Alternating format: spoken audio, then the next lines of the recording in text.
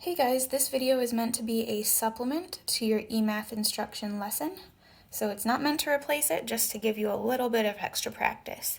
So what you should have learned today is that when you're working with a rational function, or a function that is made of a fraction with variables in the bottom and top, there are some things that you have to consider with the domain, because there are numbers that might make the bottom of the fraction 0.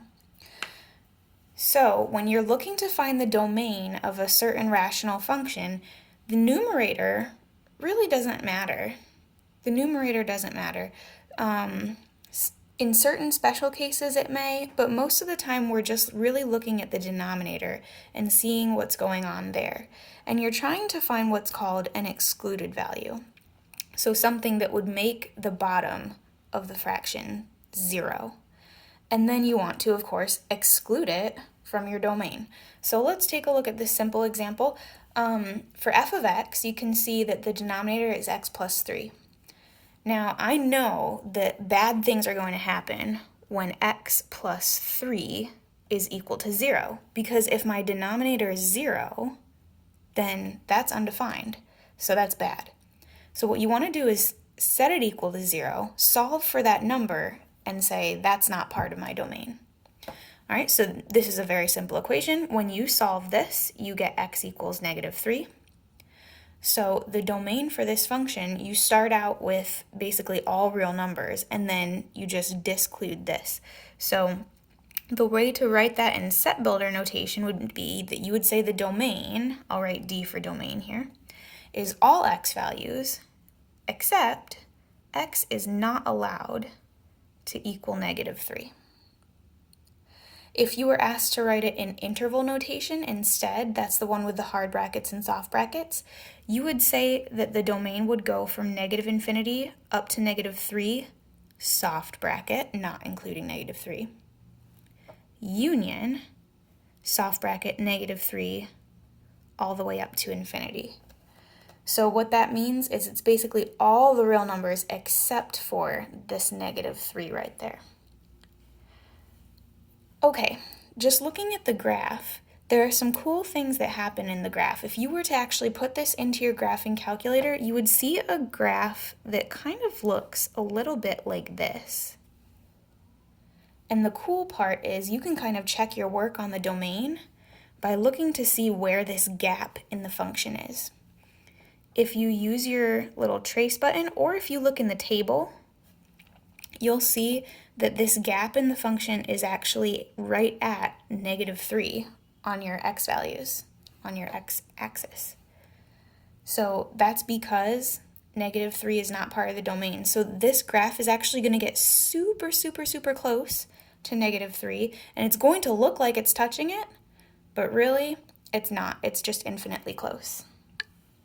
Okay, a little harder of an example here because the denominator is just so complicated.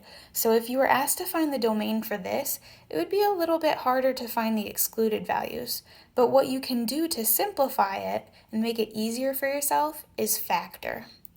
So if you factor the denominator, I'm just going to copy down my numerator here.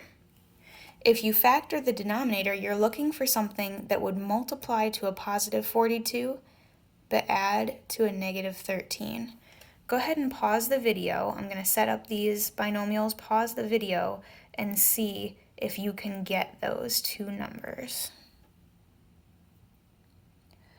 Okay, so if you said negative 6 and negative 7, that would totally be correct because they add up to negative 13 but multiply to positive 42. And from those, it's a lot easier to see what your excluded values would be. For this one, if you had a 6 in here, 6 minus 6 is 0, and then because these are multiplied, the whole denominator would become 0. From this binomial, if you solve that, you get 7.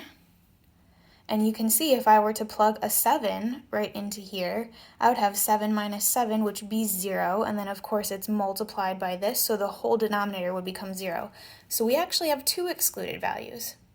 The easiest way to write this for your domain would be in set builder notation. So you would just say the domain is all x values, except x cannot be 6, and x cannot be 7.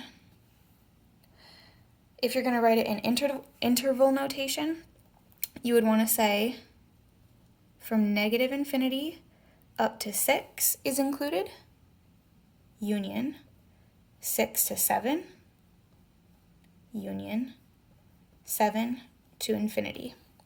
And remember that these should be soft brackets. Just because it doesn't actually include the 7, it doesn't actually include the 6. Okay, and I would encourage you to look at the graph of this function on your graphing calculator, because you're again going to see some really neat gaps that go on. So the first gap here, if you use the table function on your calculator, you're going to find out that that's right at the x value 6, and of course this one is at the x value 7.